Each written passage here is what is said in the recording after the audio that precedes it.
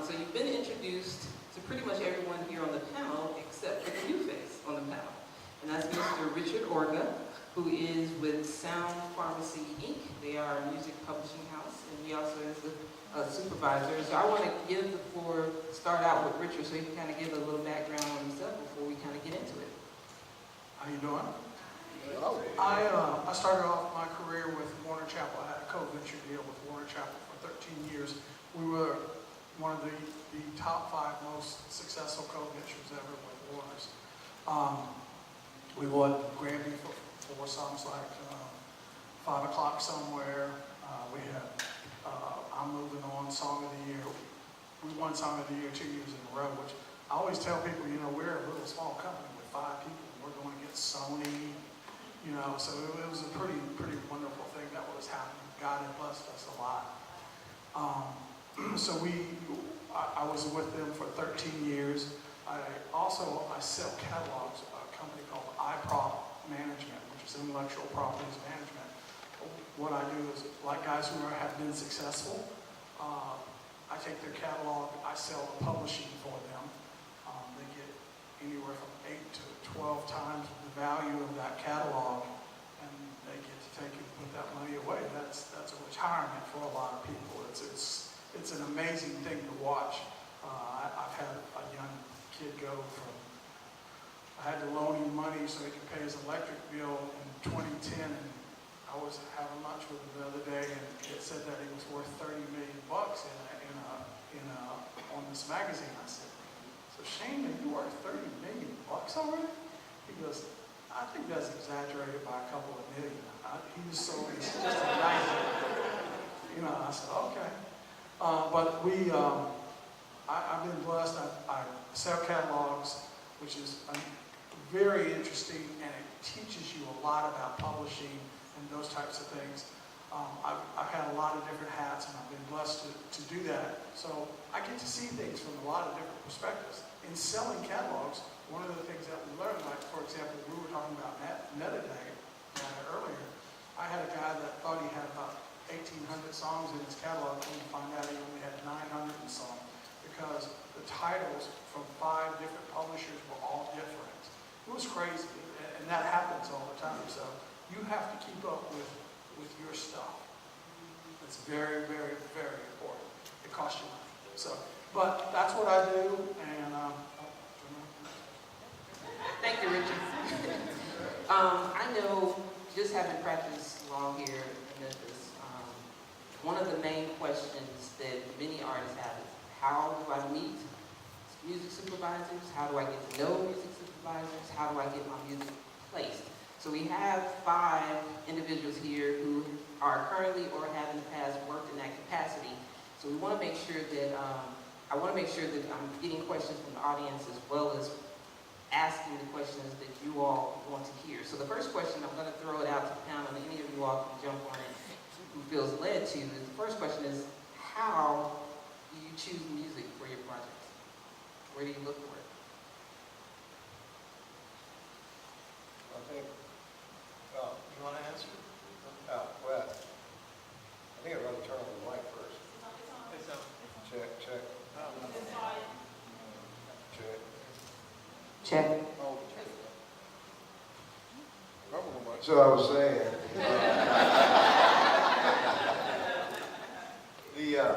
there's really not one way you look for music. It depends on, if you're looking for something that you want to pitch for a spot that hasn't been temped, is one issue.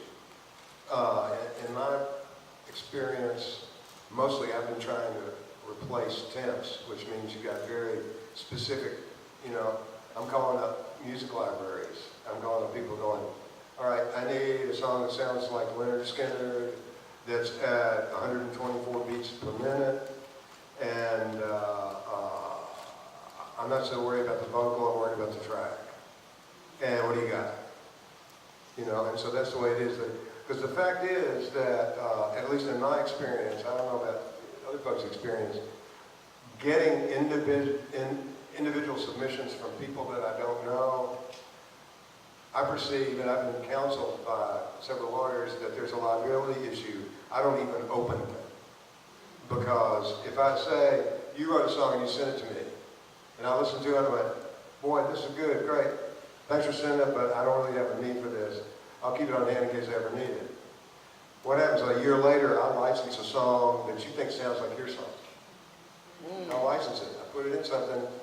You get a lawyer and you come and go, man, you caught my song. You know, and so life's too short for that, for me.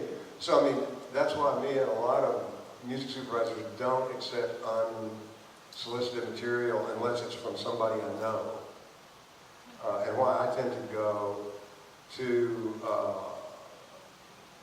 music libraries, frankly, because it's there's so many good ones now, and that's something we might ought to talk about before this is over with, is about possibilities of different ways you can align yourselves with aggregators or music libraries, people that are doing that work, that are doing that sales work. They're taking a percentage, but it's still not, in many cases, it's not onerous. But that's what I do. Like I did a movie 10 years ago that I needed a whole lot of music that sounded like it was early 1920s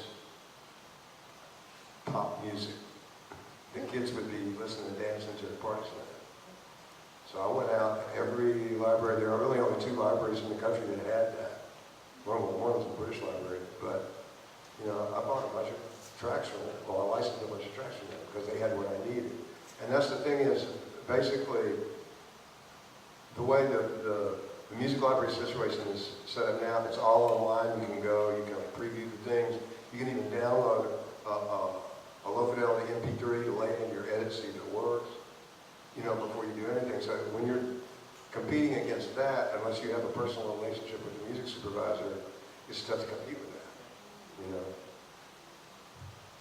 were going to say.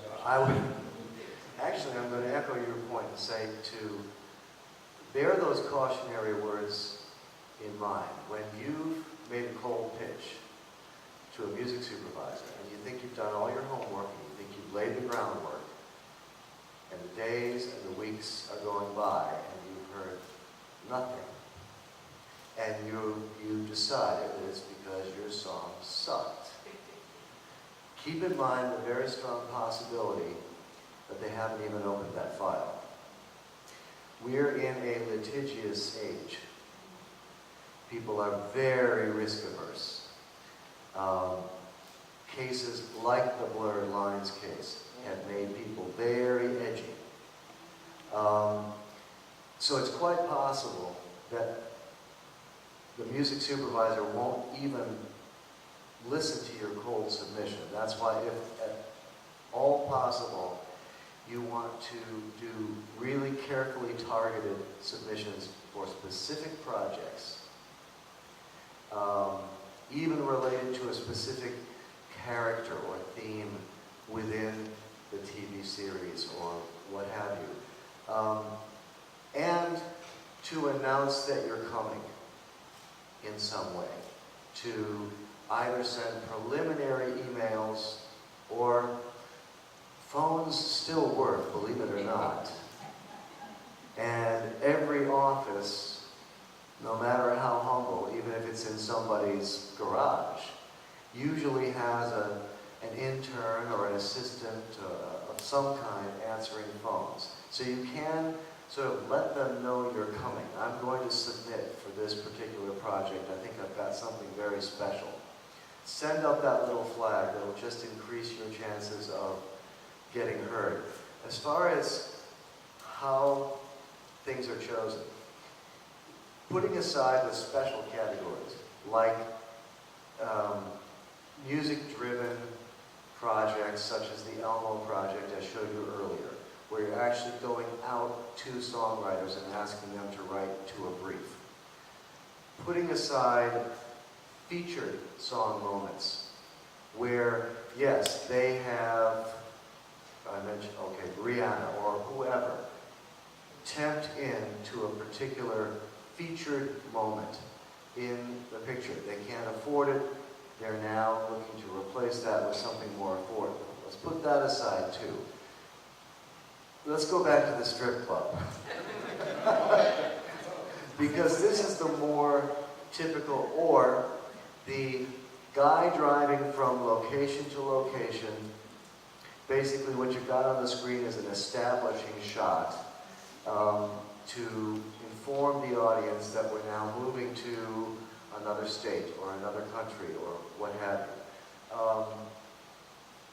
Girl in her bedroom, you know, trying to do homework but being distracted by this great tune, you know, that's coming off out of her laptop speakers, etc.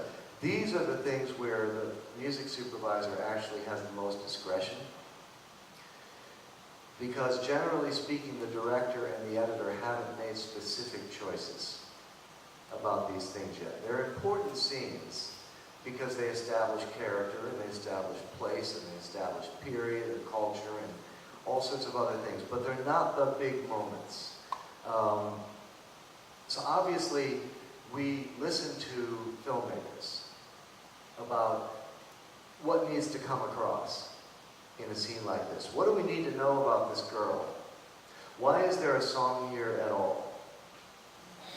You know, we could show that she's distracted by almost anything. She could be distracted by Instagram. There doesn't need to be a song here. If you're putting a song here, it must be for some reason. There must be something you want to tell us about her.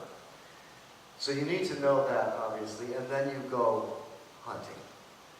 And somebody said earlier that music supervisors usually have, they form alliances with young bands and young artists. Music supervisors like to be impresarios if they can. If they can actually break someone, if they can actually help make a career and make themselves look good in the process by making the director really happy, they will do it.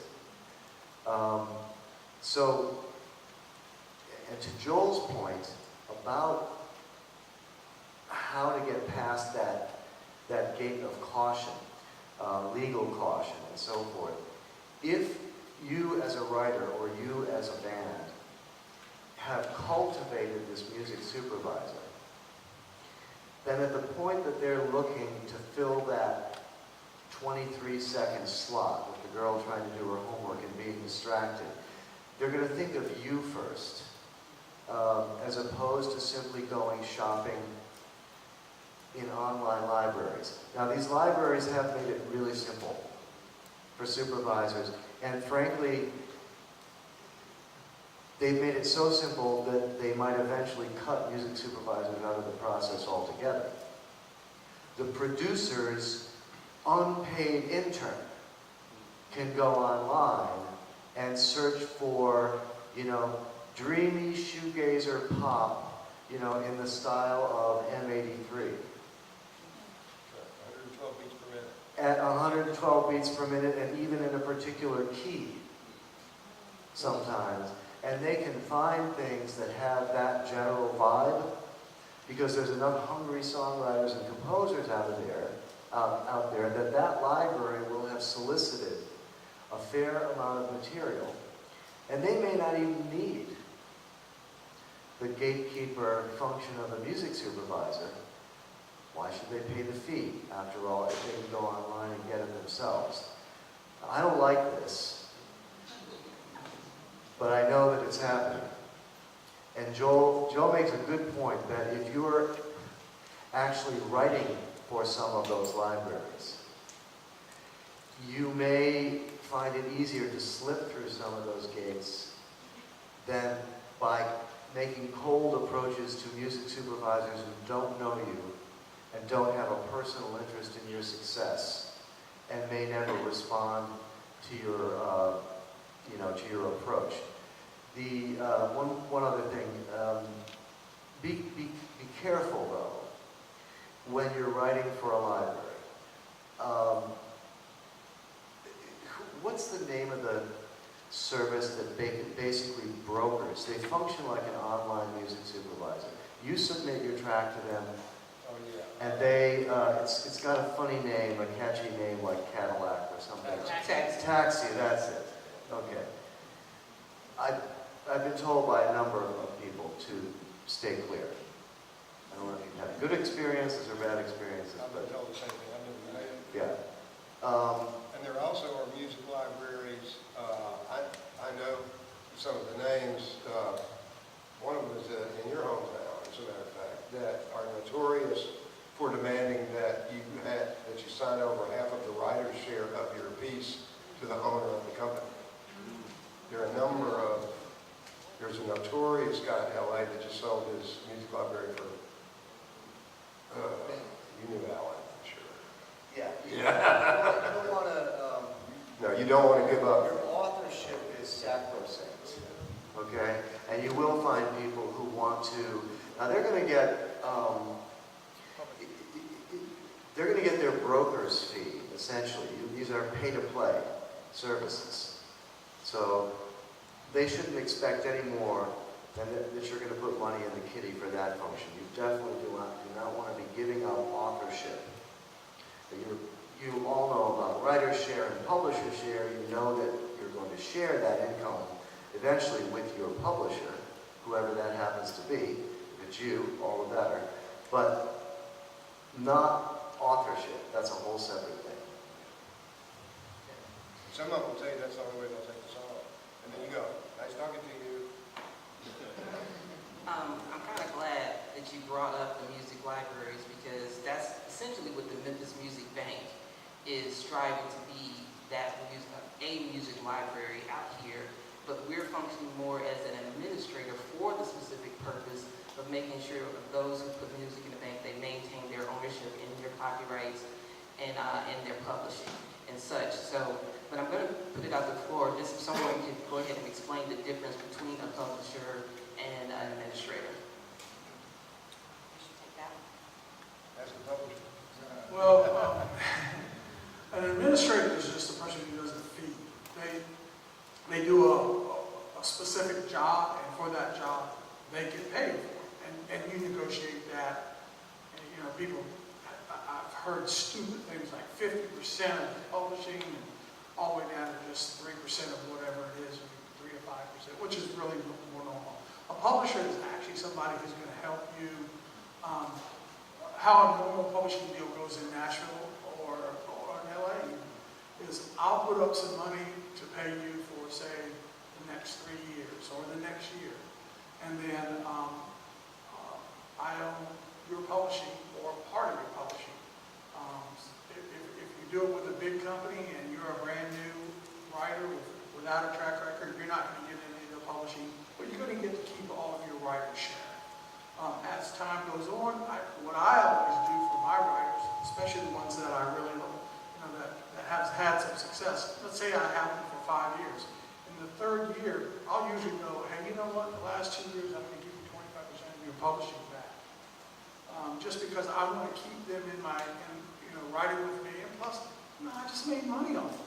I can afford to give a little bit back. So what I'll usually do is give them 25% because that really helps them later on. But also it helps me because it pays off their debt faster.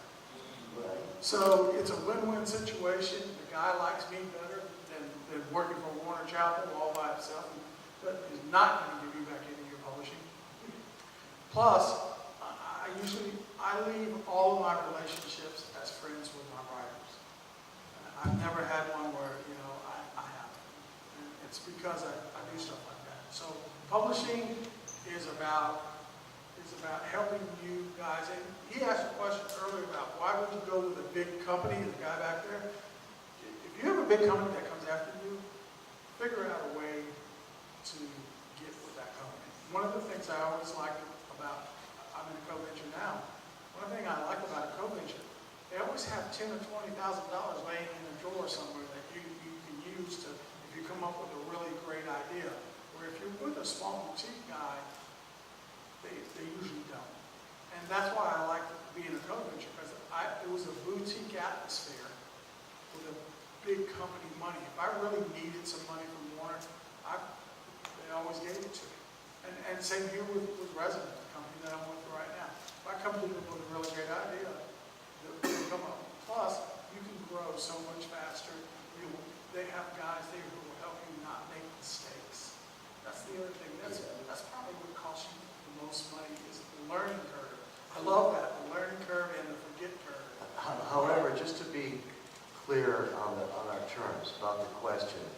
If you're a producer and you go do an online search to find out who controls the rights to a particular song, you search the ASCAP database, you research the BMI database, CSAC, etc. And what you discover is that synchronization rights for that song are administered by. That is what I think you mean. And that is, generally speaking, that is the publisher. Now, what happens a lot of times is that you get these one-offs where the guy who owns a chain of dry cleaning outlets wants to be a movie producer. So, and somebody comes to him with a great script, and, you know, who knows, he ends up setting up a company, let's call it Blossom Productions, to produce this one independent feature film, which he hopes and the director hopes will go into competition at Sundance, South by Southwest, Toronto, what have you. Win an award and launch careers, okay?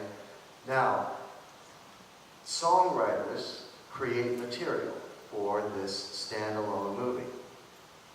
And in order for the production to button everything up that it needs to with the PROs and so forth, they will need to either assign rights to an existing publishing company or set up their own little publishing company, Blossom Music, Inc. Okay? So now on the cue sheet, that the performance rights are going to be a 50-50 split between the writer, you, and your publishing company, and Blossom Music, Inc. Now, Blossom Music, Inc. doesn't have any employees. It exists only on paper. It's a legal entity that allows the producer to claim their portion of this revenue stream. So they're going to need to assign administration of that copyright to somebody like Richard or to somebody like Warner Chappell. Okay? That's, I think, that's the difference. So you can be the administrator of the synchronization rights for a particular song and not necessarily be its original publisher. And also there are, I don't know, Bug got bought, didn't it? But, yeah, but I mean, there was and I'm sure there are people who, maybe Bug still does this. There used to be a pretty large publishing company called Bug based in LA, but what they did was they were basically an administering publisher for a lot of singer-songwriters, publishing companies. A lot of teeny women, but they had a whole bunch of them, and you could go to them, and I did a number of times and negotiated, you know, licenses for some cool singer-songwriters. They were really good people, and they had like really good creative people that could, you could go, I need a song like this. I think I'll play one of those. Give me 30 minutes. Right back in there's a song. But there are those that administer the whole package of publishing rights. And Bug did it for like not only like what, like 15 or 20%, not that much. You know what I loved about them? All the people that work there at Bug, they love music. Oh yeah. You know, you could tell as soon as you got on the phone from the person that answered the phone to the person that gave you the license, you could tell that they have an affinity for music. They knew music. They knew to play the song. It was crazy. We don't have that these days. We have a lot of administrators, people that you don't always. What I always say, I don't care what you're going to do in this business, you find somebody that loves that. They love being in the music business. That it's not, they don't do it because, you know, they tried this other job, and, you know, it didn't work. My brother, you know, gave me this job. Find somebody that it's like how I find songwriters, fellas. If that guy was making pizzas, he'd be writing lyrics on the pizza box because he can't help himself. It's not something that he wants to do. It's something he got it. Right. The thing about Bug was they actually had a policy there of hiring musicians and songwriters to work there. And they were so wonderful to deal with. In fact, I would sometimes go to them rather than, even when a good friend of mine was running from Warner Chappell, I knew how she was handcuffed by their, well, you got to get at least this much money, that kind of thing. But the thing about it, this is an important thing for y'all to know and why it could be very much advantageous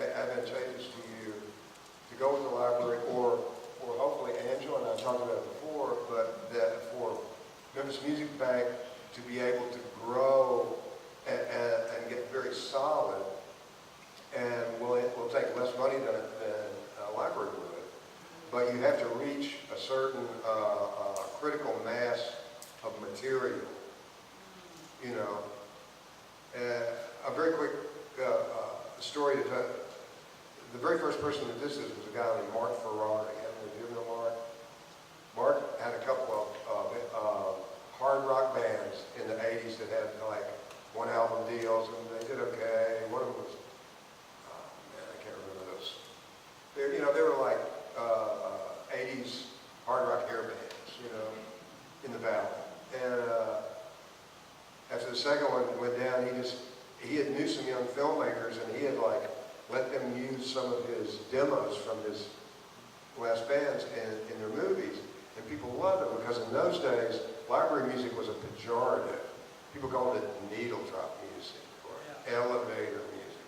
Because most of it sucked. Most of it was like, 50-year-old guys trying to write like 18-year-old music. And that's what it sounded like. It was awful. It was embarrassing. And, but Mark, he suddenly had this insight that what these guys need are music, our library cuts that sound just like the music today, played by me and sung by musicians just like the music today. So that's what he did. He looked all of his demos, they're all master quality demos, put those in there, all his buddies had all those hard rock bands in the valleys, which are many, many guys. And that's how he started a library called Master Source. And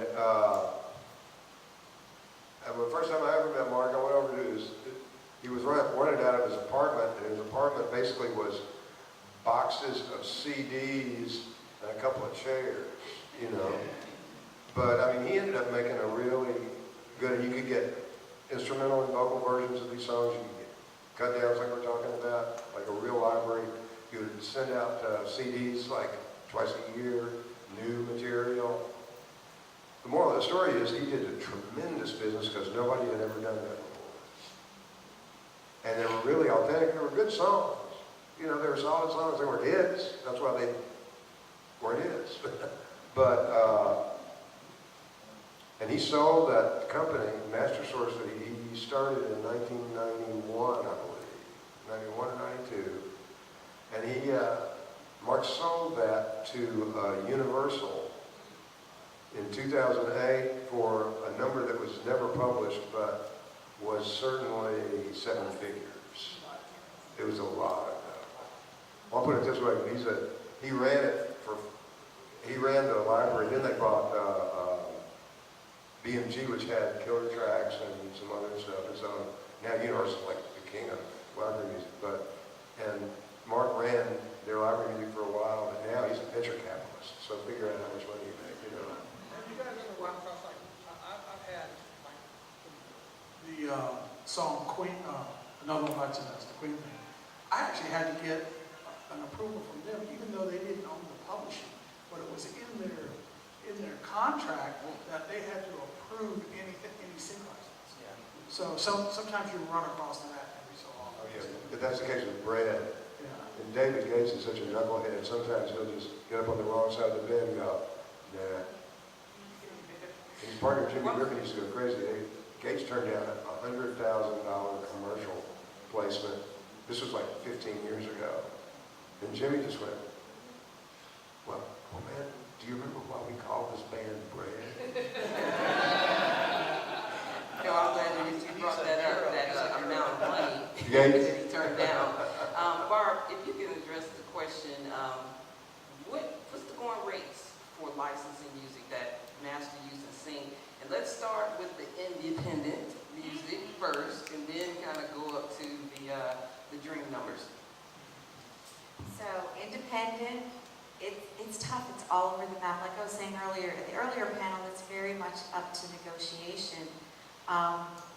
If you're looking to get something, if you got an offer from Grey's Anatomy, it's going to be in the 25, 35, maybe 50 if it's really big hit. If it's something, well, unscripted little cable channels, they tend to just go to music libraries now, which is really unfortunate. There are some who hire musicians to score. They don't make a lot of money, but it's money. So, and you're competing with music libraries, so it's tough. We clear, I mean, I hate to say it, we've cleared songs for $250, $350. The networks, the networks don't pay very much. If you go on, if Ellen, someone goes on Ellen and performs their song, or goes on one of the morning shows, it's under $1,000. It's a one-time, but it's all pre-negotiated, and if you don't buy in, then you don't sing that song, or they don't use that song. So it's really, really negotiable. But I kind of wanted to bounce back to a couple of things if I could. One of the things that you know about how do you break into these, how do you get to know these guys, and I have a nephew in the business, so I kind of have a little bit of an affinity for what's going on the other side. And I don't know that, you know, maybe performing in a really cool venue and having your brother-in-law's nephew's cousin write about it in some periodical and getting some buzz, and then these guys like, oh, you gotta hear them, like wanting to find you. If you can find a way to get out of the clutter, there's a lot of clutter, there's a lot of competition. Finding your own path and clearing a little bit of the clutter to get heard, that's a path that I would take. But I also wanted to comment on something that you said about walking away from a 50-50 split. I did a project with Dolly Parton, whoever, was it you who said, yeah, you gotta love Dolly. Everybody, madly in love, like, absolutely. So she wrote, I Will Always Love You, huge song. 70s, she's still pretty hungry. Elvis agrees to record the song. They're here, it was here in Memphis. And she's in the studio, and the colonel comes up and says, okay, honey, now you know the deal, right? I get 50 and you get 50. And she's Dolly Parton. She said, but you didn't write it. I know, honey, but this is the deal. But that's not fair. You didn't write it. And she walked. And it turned out pretty good for her. But on the same hand, I interviewed Mac Davis for the same show, who said, you get Elvis to record one of your songs? I would do it all day long, because 50% of nothing is nothing, and 50% of a Elvis song is huge. So it's... You know, the Tonight Show theme is the ultimate example of that. Paul Paul Anka wrote that song, but when he submitted the demo to the Tonight Show, it was when Johnny Carson first started, he submitted the demo, and on the demo it said, The Tonight Show theme by Paul Anka and Johnny Carson.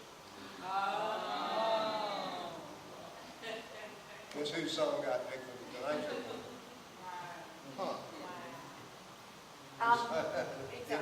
Exactly. So there's always both sides. So was Dolly right? Obviously, Dolly was right.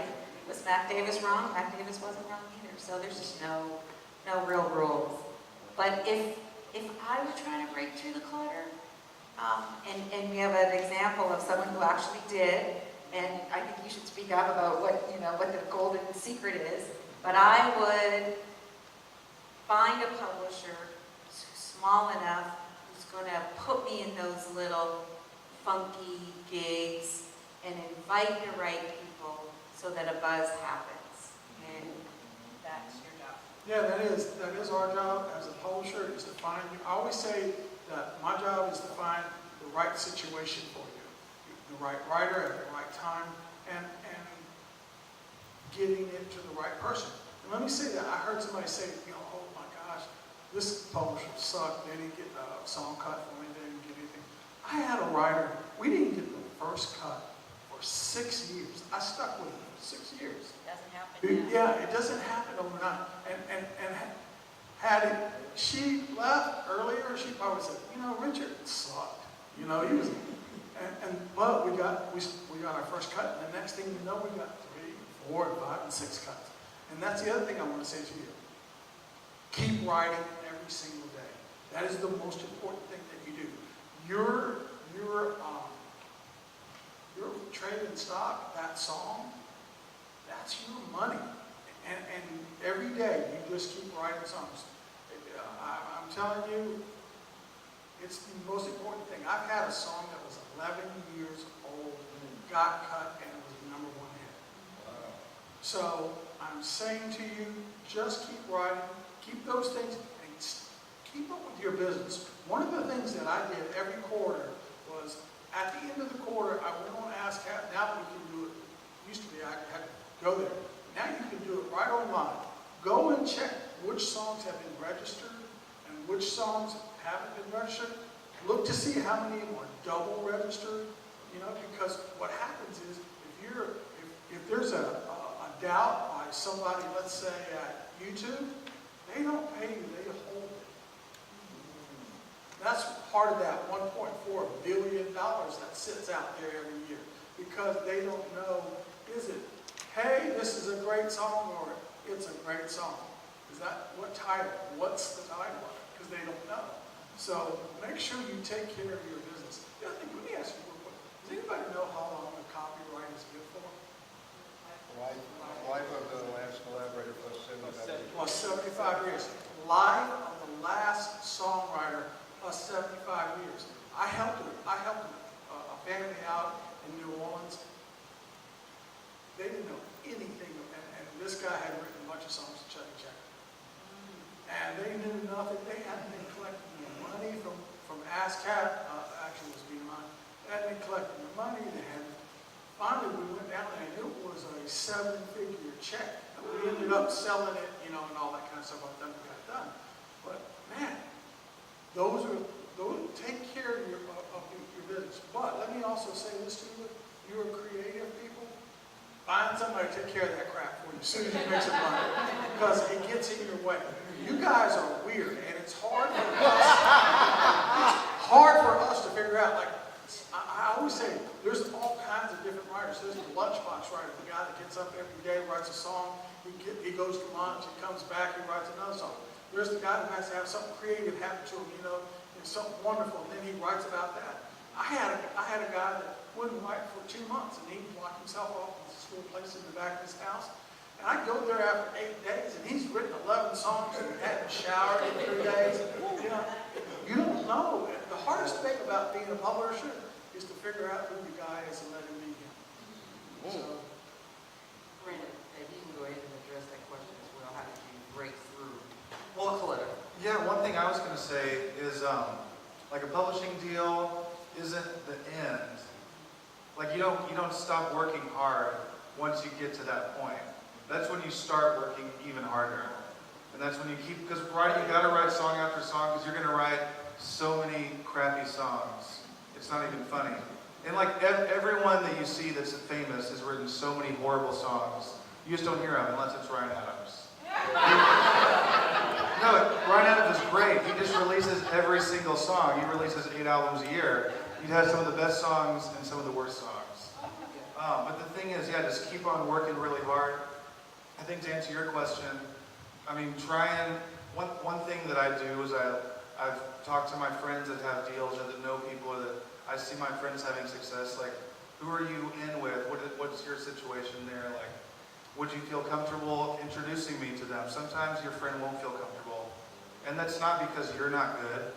It's just because maybe they don't know that person that well, or they don't want to be responsible for if something bad happens, and that's totally fine. But just, you have to really always be putting yourself out there. And coming to things like this, you're going to meet tons of people to collaborate with. And I tell my kids, and I tell my writers the same thing. Get up off the couch and stuff will happen. But it's not going to happen on the couch. So you have to get out here, you got to do all this kind of stuff. And our business, if there's ever a business that is collaborative, it's what we do, guys.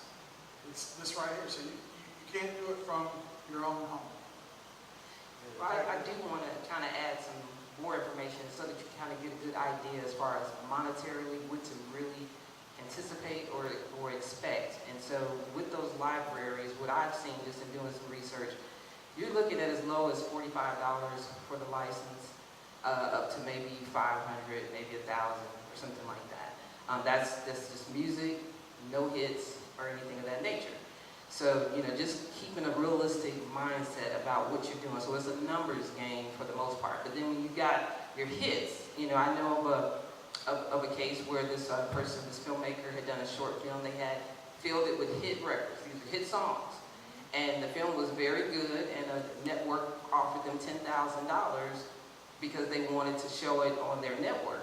But they had not gotten any of the music cleared. And when they checked on getting the music cleared, $10,000 wouldn't even cover. It was a drop in the bucket on the cost that it would take to clear that music. So it really kind of depends on, you know, whether it's a hit song or whether it's a unknown song. And I think our publishers can talk more to that. Can I add just I feel like I didn't answer that question. One thing that crossed my desk, this was maybe 2 years ago though, it was a song about tomatoes, and it was just right place, right, the stars lined up, or however you want to, whatever you believe. But the other thing that had passed my desk is that Heinz is looking for a song for a ketchup commercial. And that song otherwise would probably have no value. It was just it was 3 young women, like some small town, North Carolina, and they had put it up on YouTube.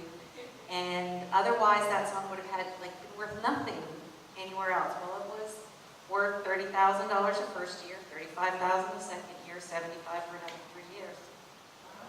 So they were happy. Write more vegetable-based songs, I think, is what we should take away from today. And there's all kinds of ways to skin that cat. First of all, we're talking about using services like that. I had a guy call me out of the blue from a friend that said, hey, there's this song. Remember Beatles song? That's What I Want.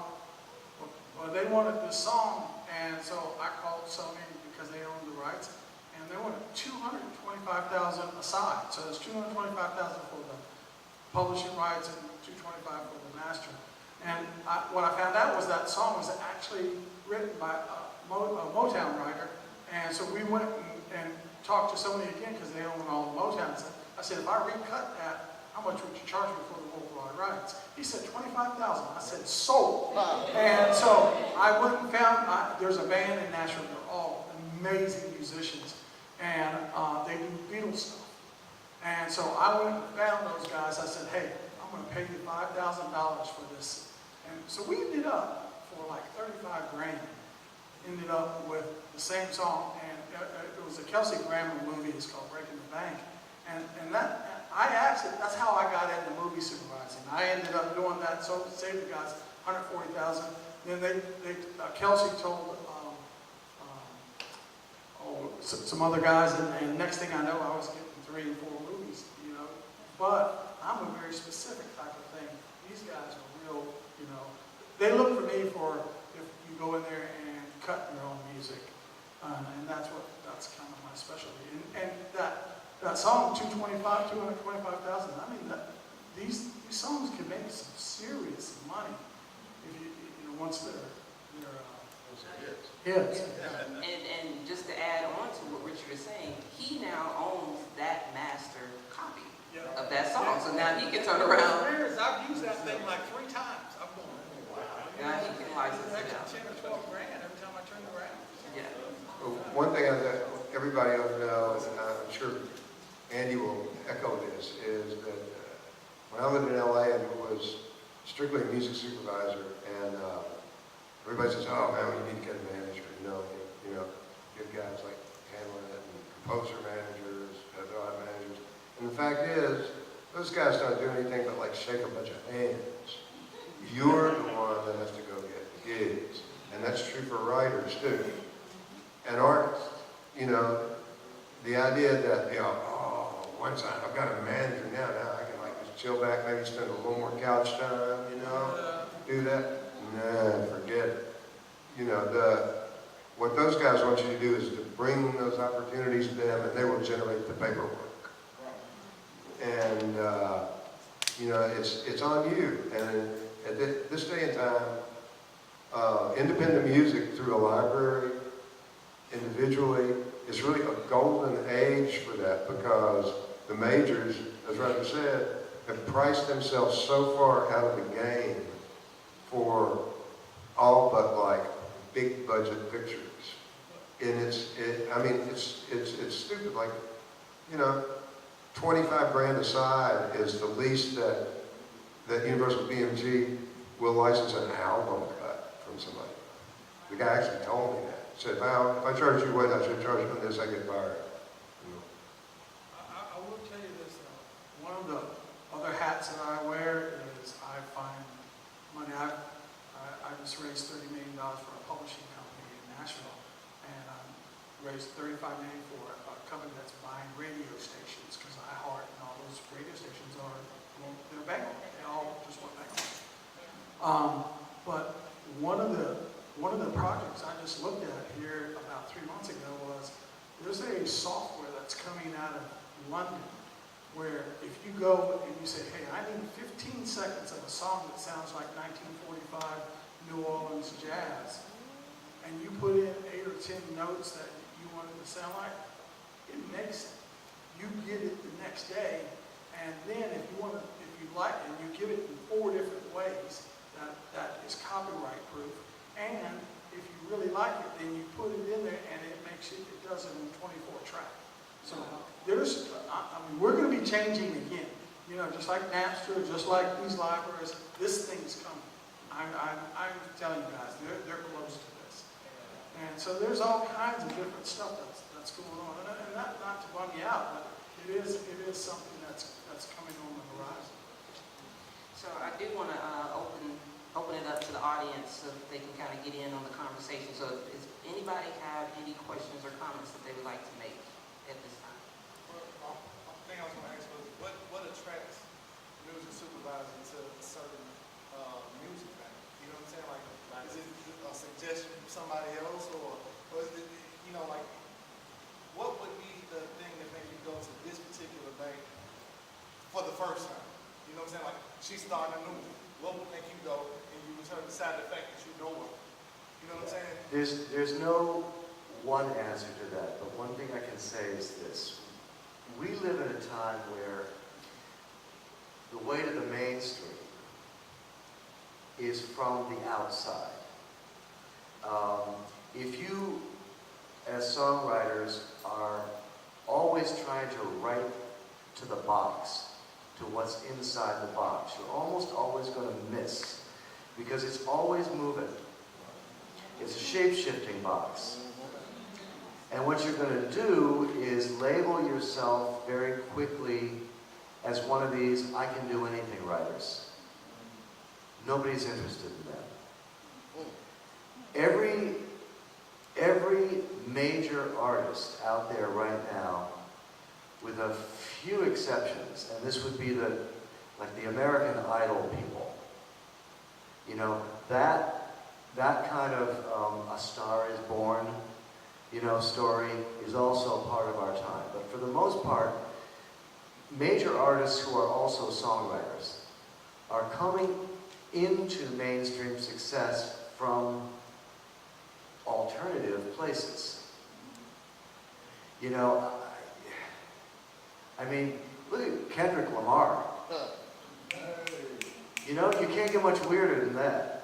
And the same thing is true even with pop. Even Gaga is not really, she didn't really come into this from a mainstream place. She wasn't made, you know, in the way pop stars used to be made. So I think, you know, everybody's concerned about their brand. And to cut through the clutter, to cut through the haze, you have to have this really strong identity. But try not to think of that brand as akin to the brand of an automobile or the brand of a breakfast cereal or something like that. It really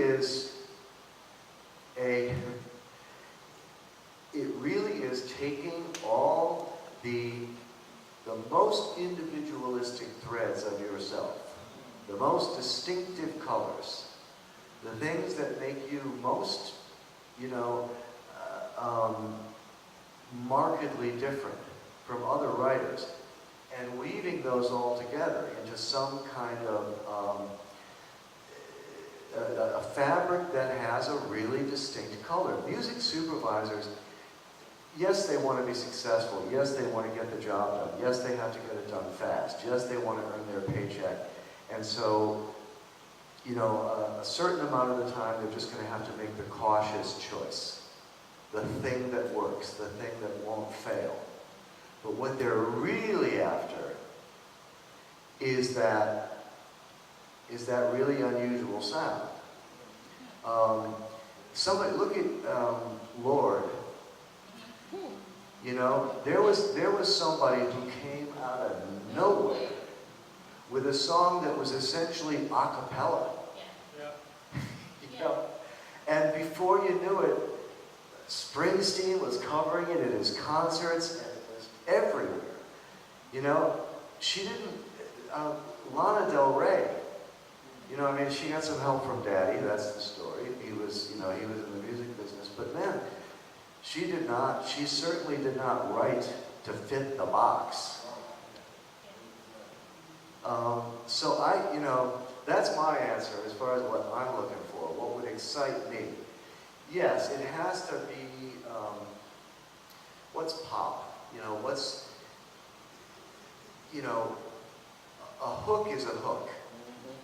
And the Royals song, by the way, the Lord's song, did have a great hook. Wasn't like anything else around at that time, but it did satisfy the prescription for what makes successful pop record. That stuff was there. Repetition, you know, that whole pattern recognition thing that our brains feed off. She had a really great delivery, and if you as a writer can't deliver your material, you do need to find people who can get it across. And somebody else answer this, because and that's really important, because you never know how it's going to come. Like, I don't know if you guys are familiar with Chris Stapleton, who he is. Okay. Well, Chris, I had a song called 5 O'Clock Somewhere. He was my demo singer on that song. Yeah, he was an amazing writer, and he came up writing songs. So if you're a guy that's out there and you're an artist, that's one good way for you to do that. Another one is demo singing. I had people who were demo singers, and then somebody heard their voice and said, "Who's that? Who's that on that thing?" Next thing you know, I had him in there working with him, trying to get him a record deal. I'm telling you, there's no one way to do this thing. But there's a bunch of different. I've just had it happen. I met Jake Owen in line at the bank, and I heard his voice, and I turned around. I said, "Wow, because he has a real low voice. It's so unique." Next thing I know, you know the first place I went to see him go play? He was playing at a chicken place. They were selling chicken, and he's over there guitar playing. So you just don't know what's going to happen. Yeah, by the way, if you can put your songs across, if you're a singer-songwriter, by all means, get out there. And I don't mean on YouTube. I mean on the streets, in the clubs. Hell, I would go today and stand under a music supervisor's office window with my guitar over my shoulder and play. If I were able to, if I knew that I was the one who could best put across my song, long before I would drop that MP3, you know, in her inbox, I would try to find some way to play it for her. These days, I'm even saying to people who want to be score composers, form a little ensemble. Weird-ass little band. Maybe you got a cello, electric guitar, percussion, all sorts of ethnic percussion, as well as a trap kit and so forth. And then some singer, you know, some beautiful girl who can like also do tuba throat singing. You know? I mean, I'm serious. As eccentric as it can be, and put them out there in these, you know, Memphis has got to be full of them. I know Nashville is. And they are getting more eclectic. The clubs are getting more open to these hybrid forms of music. There's a wonderful guy, a film composer named David Wingo, who has done the last 4 or 5 blanking on his name right now, but if you saw Midnight Special or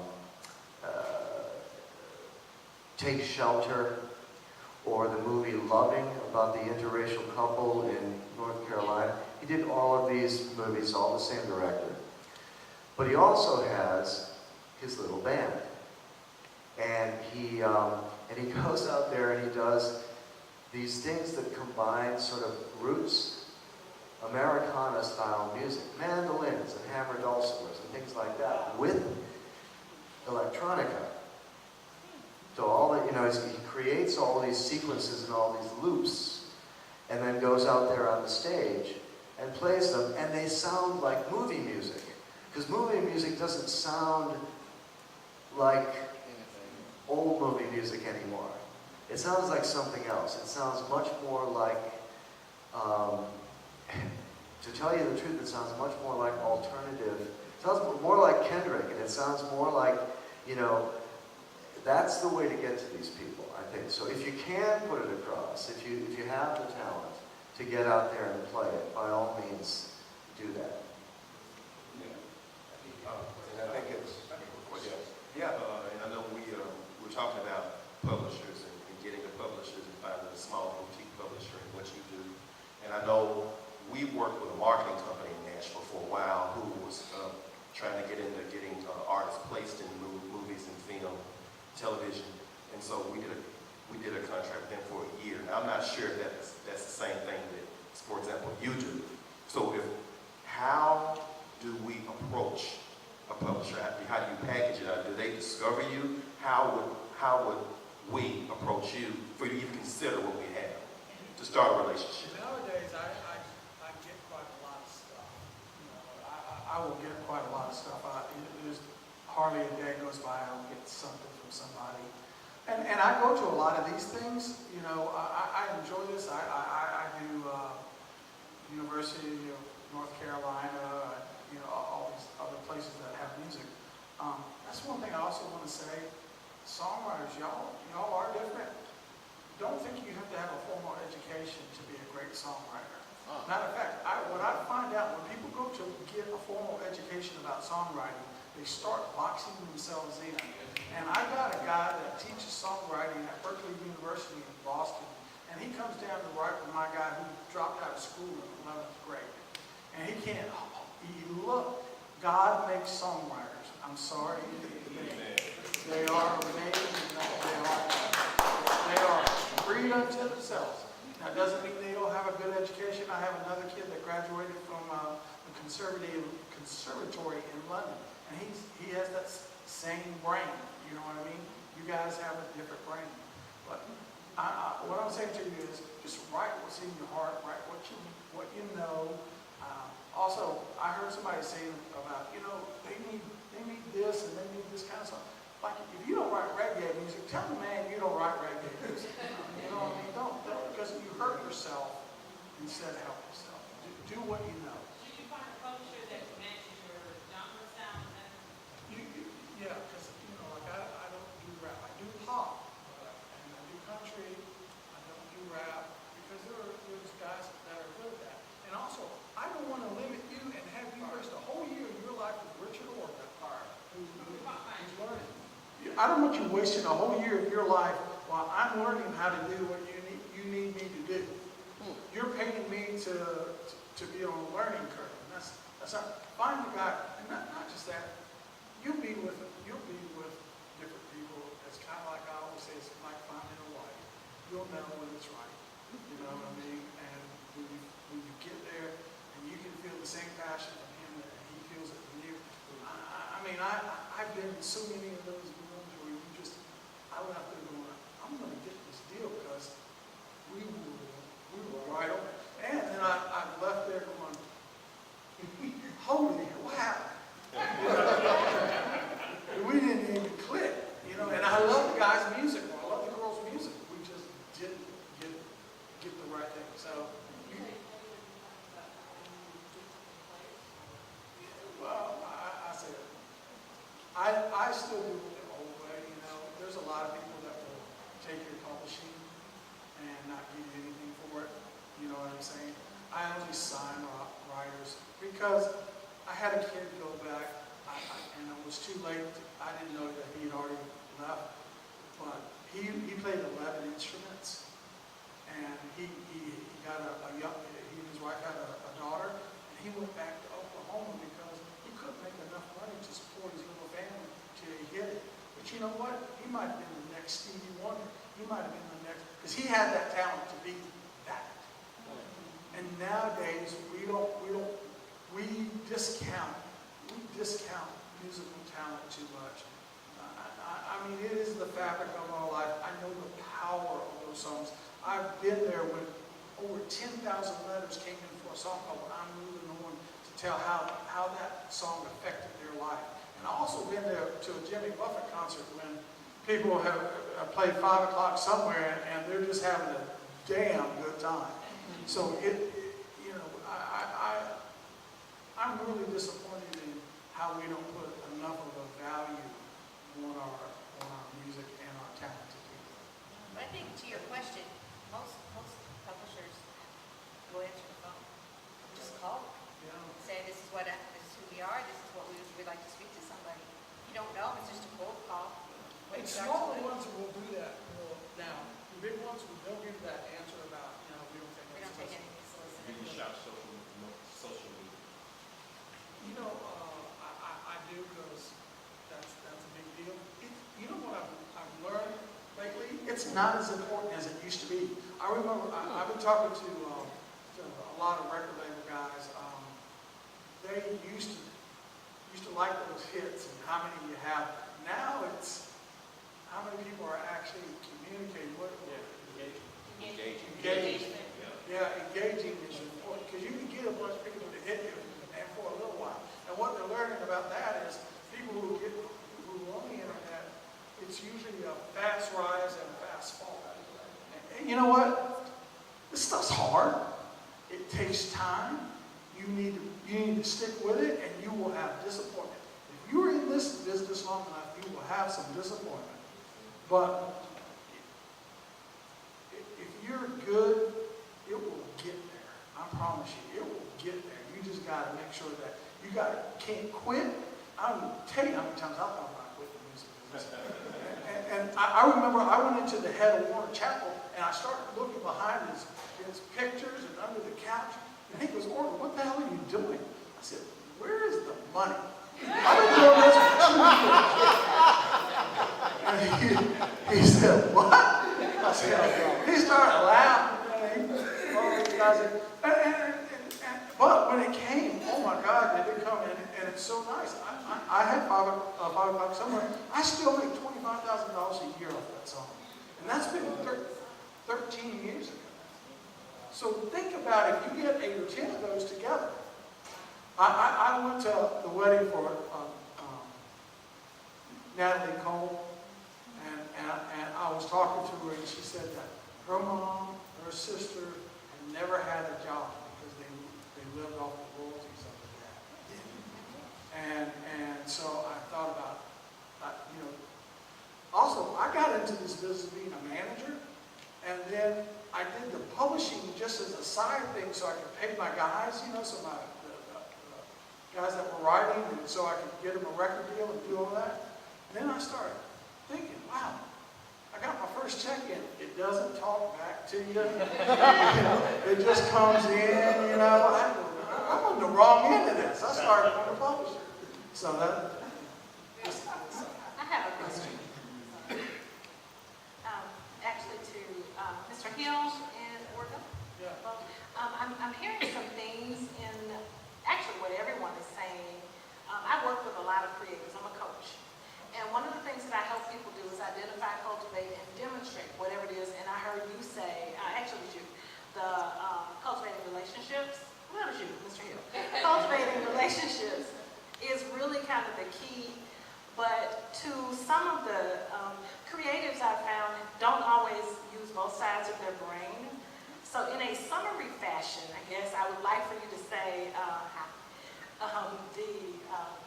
to Mr. Orga particularly, the idea of knowing how to cultivate one, Mr. Hill and Orga, cultivate one's uniqueness. Because one of the things that I had one of my clients to do is to get off social media, get other people out of her head for a while, separate yourself so that you're not sounding and thinking and showing up like everyone you're listening to.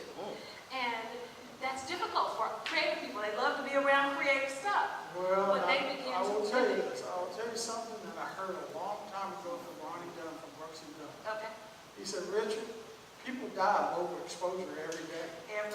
and I think, what the final line. And I thought about that, because you think about some of the artists that don't do any of that stuff, Right. and they're huge. To summarize my question though, or the statement that I'd like you to speak to this is, in the people that you're working with, even as people are considering how to work with you, would you both say, whomever, all of the panel, say that it takes time for you to plan time away from your other experiences so that you can hone your craft and cultivate your individuality? And it doesn't, even if you, like I have writers, and they'll be writing almost every day, and what I'll notice is they start writing the same song. You know, and I'm going, okay, that's enough. Take 2 months off, take a month off, whatever you need. Go, I don't want to see you around here. Because they're burnt. You know, and they don't even know it, but they don't want to stop. You know what I mean? So you need to go live some life. You need to go do that. And then just write the things you know. Don't try to be writing things that, you know, it's out of your wheelhouse. Because it'll sound like it's out of your wheelhouse. Write the things you love and feel. One thing I really, before we get too much later, we discussed this a little bit on the first seminar, is everybody that doesn't have this capability, I urge you deeply to invest in the equipment that you can record yourself, that you can make your own things. And if you're a Mac person like he is right there, and I am right here, Logic costs $200. That's all. And I mean, there are a lot, I know, film composers that are doing all film scores on the project. And it's a $200 piece of software. All you need is that. You spend maybe $400, $500 on a real good preamp, a couple of good mics, you get an album. And you can do those things we were turning around before, talking about before, like turning around things overnight. And also you get more, you get deeper into what is it that makes your song your song. Is it this guitar part? Is it that guitar part? Is this bass part? So when you do go in the studio, if you do, you're a much better person at communicating and cutting what you have to say. But learn to do it yourself. Learn to be as self-contained as you can. So if somebody says, man, I wish I had a song about this, you go, I'll see you tomorrow. Boom. You know, and you can do it. I mean, I learned that from my kids. I mean, they're like Logic killers, but they got 2 good mics, a real good preamp, and Logic. On there, and there's this really cool thing for those of you that record at home, if you haven't heard about it, Google Eyeball. Just like eyeball. What it is, you give the eyeball? Yeah, man. Did the voice turn you on to it or not? But it's a piece of dense acoustic foam that has an open chamber. On a disc, it's a sphere. It's got an open chamber in the center, tunnel up from the bottom, and a tunnel out the side. You put your mic stand up here, you put your mic in the ball, and it's got a windscreen that goes over the front of it. It kills your room tone. Whoa! It costs like $200. But it just Google Eyeball. It works. Well, I thought you were saying it was Google Eyeball, as in a Google product. It's not a Google No. I was saying product. Google the word eyeball, and you'll see this foam sphere that you can cut studio sound and vocals at your house without all that room. I have a quick question. Matter of fact, I think you actually spoke to it about music. For music supervisors, you all go to libraries. What are those libraries you're going to now? There's so many libraries. What are your top choices? That you select music from music libraries? Okay, so what are those libraries? What are the name of those companies? Oh, you can go, also you can go on Google and go to production music libraries. It'll give you lists. Okay, so you all just look at the list. The biggest are still APM, KPM, BMG, Killer Tracks. Killer Tracks. And these are, remember that there's been an evolution, if you want to call it that, of these things.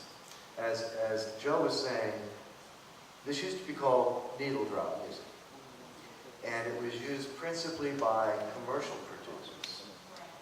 And occasionally sports broadcasts. It was used for what they call bumpers, intros and outros, commercial break, you know, things like this. And you would go to these sources, and they had Associated Production Music, APM, had an enormous catalog of archival music, music that had either fallen into the public domain and then they had re-recorded, or recordings themselves of archival music, things that, you know, Tommy Dorsey's band or something like that, or the equivalent thereof.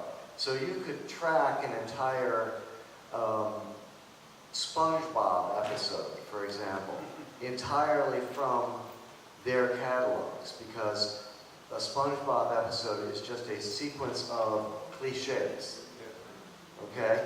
Now, they've gotten a lot more sophisticated than that now. All of the major libraries now engage songwriters and composers to create music to spec for them. And they make it very easy for producers because they're licensing both sides. So you don't have to do that whole messy thing that music supervisors have to do of going back and forth between the publisher and the record company and the publisher. Well, he wants this, she wants this. He insists it's a favored nations deal, so I gotta pay her this as well. It can be, you know, and that's what escalates the costs and also takes an enormous amount of your time. Libraries make that all very easy because it's, you know, check this box, check this box, check this box, and then you got a tune and you've licensed, you know, what you need. The way to hold this off, I think, is what you guys are doing. You know, the idea of a song bank, of a collaborative, of a consortium of writers who provide the same kind of ease to music supervisors looking for a particular kind of tune or a particular genre. I want to hear everything that's hot from your Americana catalog right now. Who are you most excited about? So you can't ask the online genie, who are you most excited about right now? They might tell you what's trending, but so I think what you're doing is great. Thank you. Well, I will definitely talk a little bit about that. It's the Memphis Music Bank. We're developing it as a licensing house for TV, film, other visual media, gaming, all different ways that you can place music. And that's just something that's been in my heart because I've been practicing law here in Memphis for since 1998. And many artists will come across my desk, and many of them, they would have created awesome music, but for whatever reason, they don't have the funds to pay legal fees, they don't have the funds to protect their music. Many times, they are not making their money from their music. And that's one of the things that I want to see coming out of Memphis, that you do not have to leave Memphis in order to make a decent income from your content. And so it's going to have to start with us doing things like this, recognizing the business side and actually implementing the business side of the music industry. And that's what we're trying to do with the Memphis Music Bank. And that's why all the different organizations such as Stax Music Academy, such as the Consortium MMT, Memphis Music Initiative, Slim House, all these organizations have been here in Memphis for years, helping and teaching artists how to create awesome content. But once they create the content, there's nothing here to export it to the world. And that's what we're trying to do. We want to export that to the TV, the film industry, the gaming industry, everywhere music can be placed. We want to at least have an opportunity for that music to be heard and to be placed out there. And that's what we're doing with the Memphis Music Bank.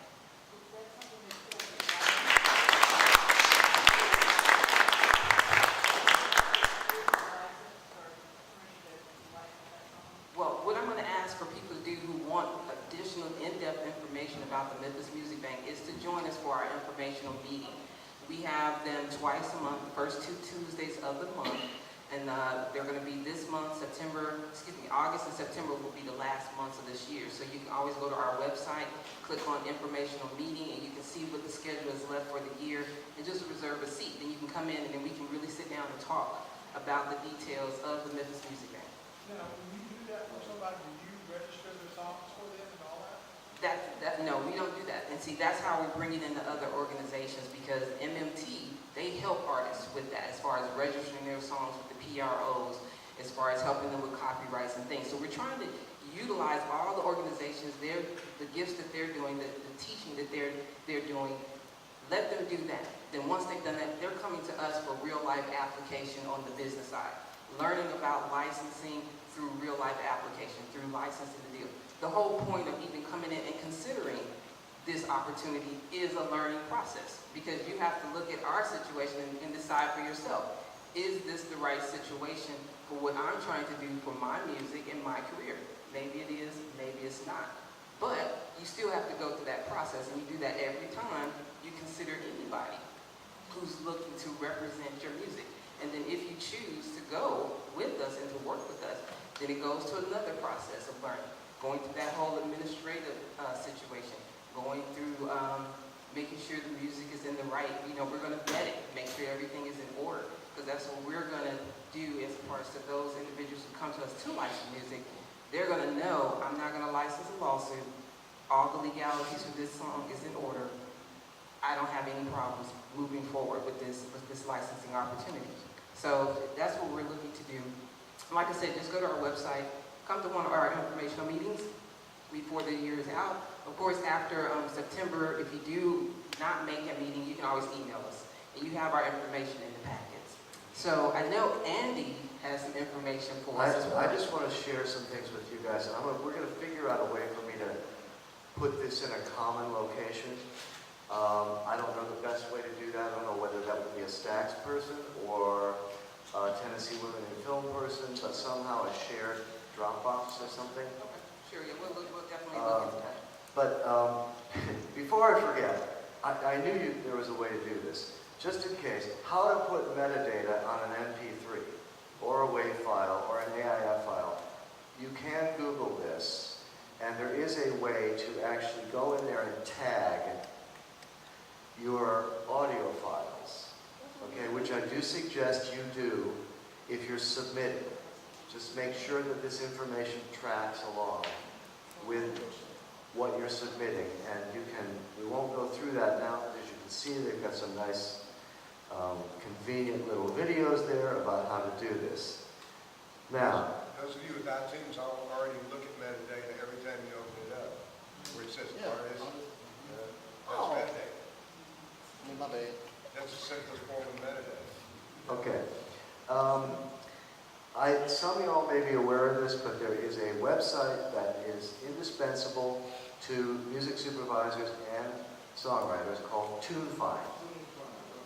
Yeah, you guys all know about this? TuneFind.com. So here I just pulled up Ozark, because we talked about this, and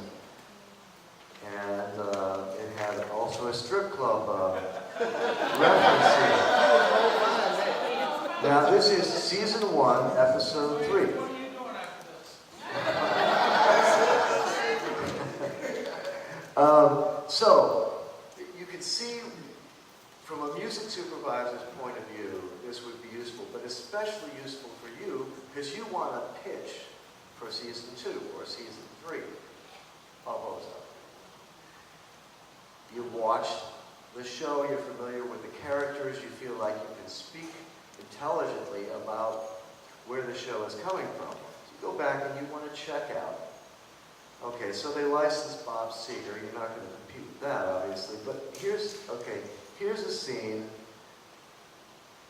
Let me see if I can do this. And they even give you a little snippet here. No, the song is called, the artist is Rain Man.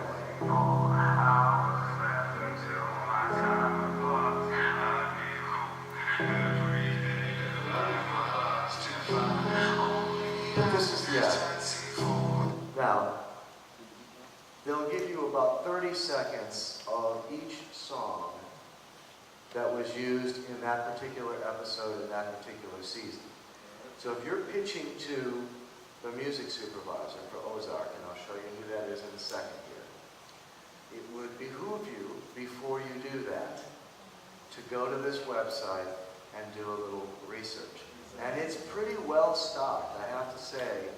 Whoever's behind this is doing a good job. As you can see, they don't always, the scene descriptions aren't always there. Sometimes they don't know. Let's see. Usually the music supervisor is listed. Okay, there it is, Full Pursuit. And let's see what this hyperlinks me to. Okay, there's Full Pursuit's Tune Find credits. Now, what you can do then, okay, well, Netflix never came up, but what I would do if I were in your position is once I gathered this information about the series that I want to pitch for, assuming it's something I don't have to pay for, because I'm a songwriter, which means I don't have money, and I may not have it for a while. I go to, but I'm already paying, you probably all have Netflix. What is it, $6.99 a month or something? I can't know. And Netflix has a lot of these shows. Then I go to Netflix and I go to season 1, episode 3. And I would listen to these things and look at how they were placed. Okay, all of this basically before I go to these people. Now, here, okay. I'll put this all in the goodie bag. But here's some hot names, okay? Sue Jacobs. She's based in New York. And she is, if I'm not mistaken, part of a group here called Supervision, 165 Hudson Street. You don't need to get your iPhones out and take a picture of this because you're going to get it, okay? There's her assistant and phone numbers. Yes, they still use those. Okay, so Sue has been busy. You can see these are very hot properties. Currently, the Amy Adams Show on HBO, that's into its 5th episode now, Sharp Objects. And she got that project by virtue of her relationship with the director, who also did Big Little Lies, which won a slew of Emmys. There's another interesting thing about a number of the names on this list are former KCRW DJs. KCRW being the public radio outlet in Los Angeles. And here's the thing about KCRW. Every day, everybody going to their production company based on the Warner lot, the Paramount lot, the Sony lot, what have you, is listening to KCRW. A very famous radio program called Morning Becomes Eclectic. And Morning Becomes Eclectic, true to its name, plays pop, jazz, hip-hop, hybrid classical, all kinds of things. It has influenced more filmmaker choices than probably any single source in our business. This one little radio station in a basement at Santa Monica Community College, right? And all of its DJs have now gone on to become leading supervisors because they had such great taste. So you'd hear a song on KCRW on a Tuesday morning, and it was amazing. Within 3 or 4 weeks, it would be in a movie. There's a KCRW app you can download from, the App Store or whatever, and you can have it right on your computer, and you can listen to Morning Becomes Eclectic, and you can hear exactly what the people who are making these film and television productions are listening to. KCRW, okay? So, here is another woman who's very busy, Alexandra Patsavis. Grey's Anatomy, How to Get Away with Murder, and also, I didn't add it on here, Riverside.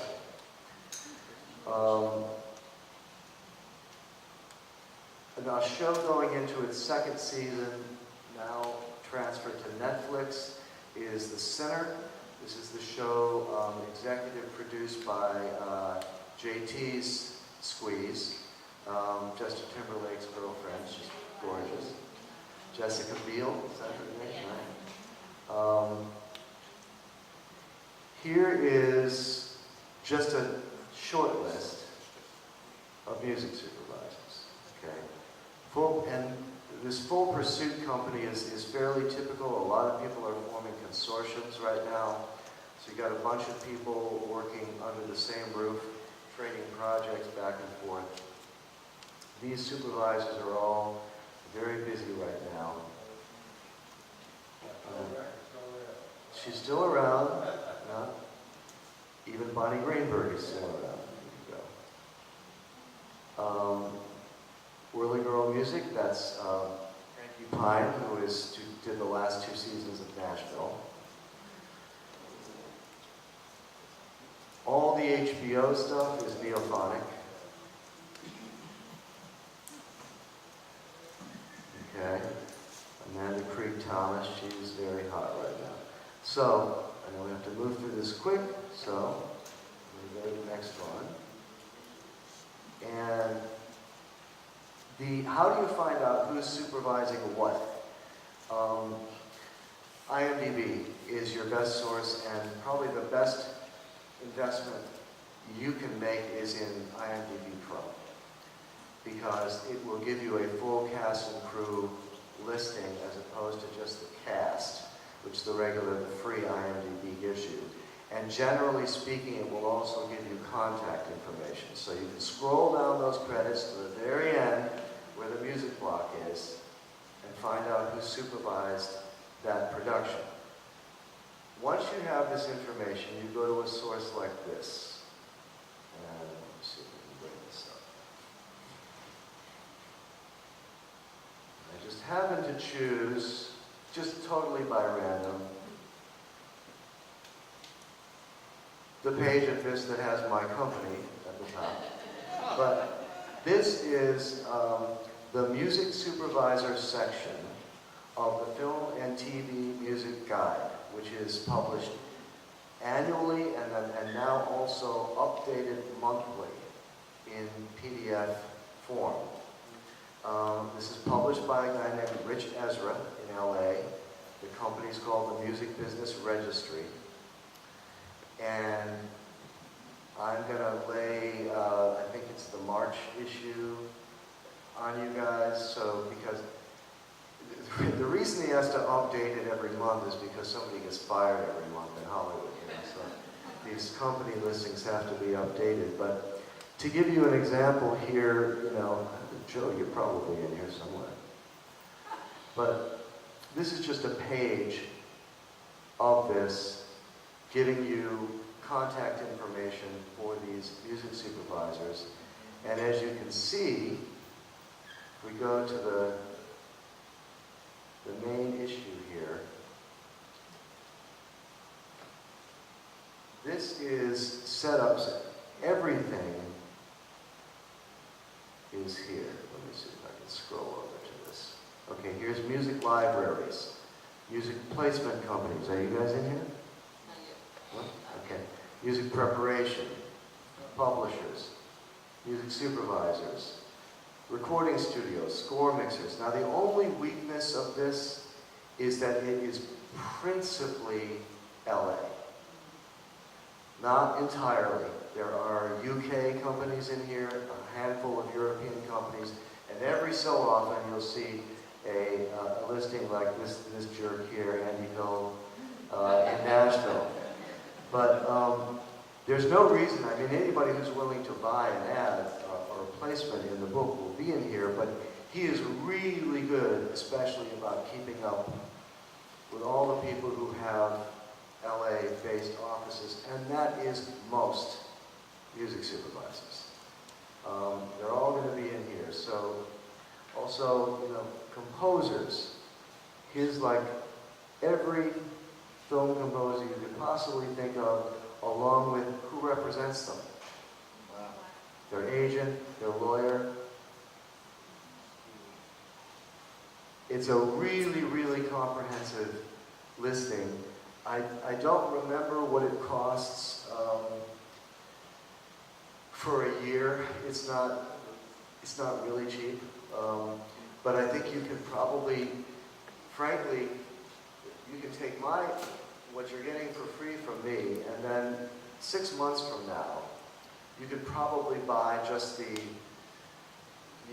April 2019.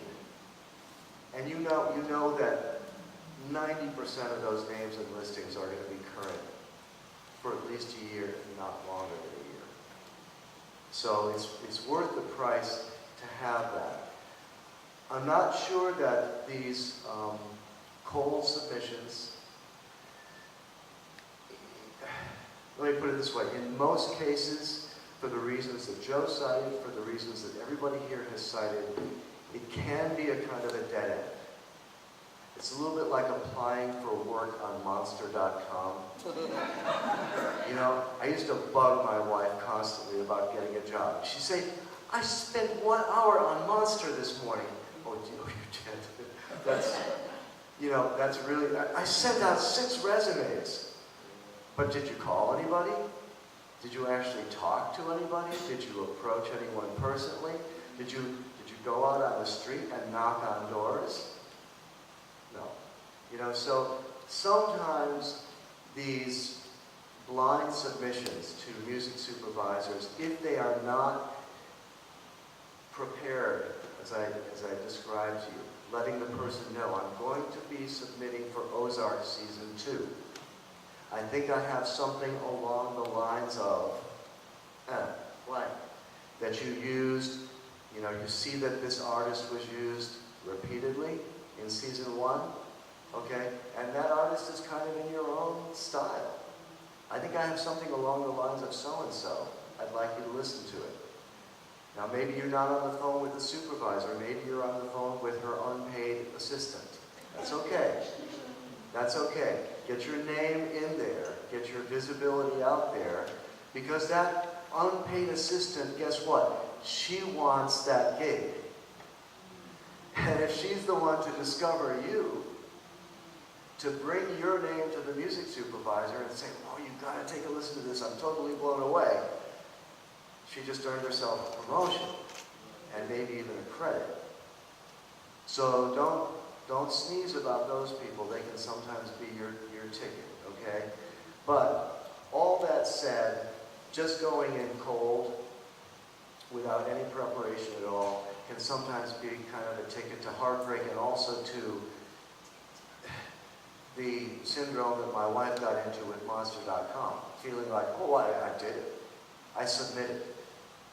I wrote 16 music supervisors today. Well, there are more effective ways, as you've heard from everybody here, and the most effective thing really is to make a study of it.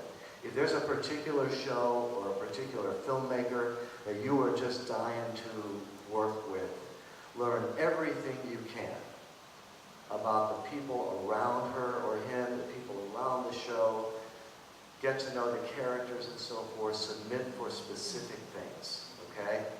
And then use this ammunition to actually locate these people, write these people, call these people. By the way, no email without a telephone follow-up.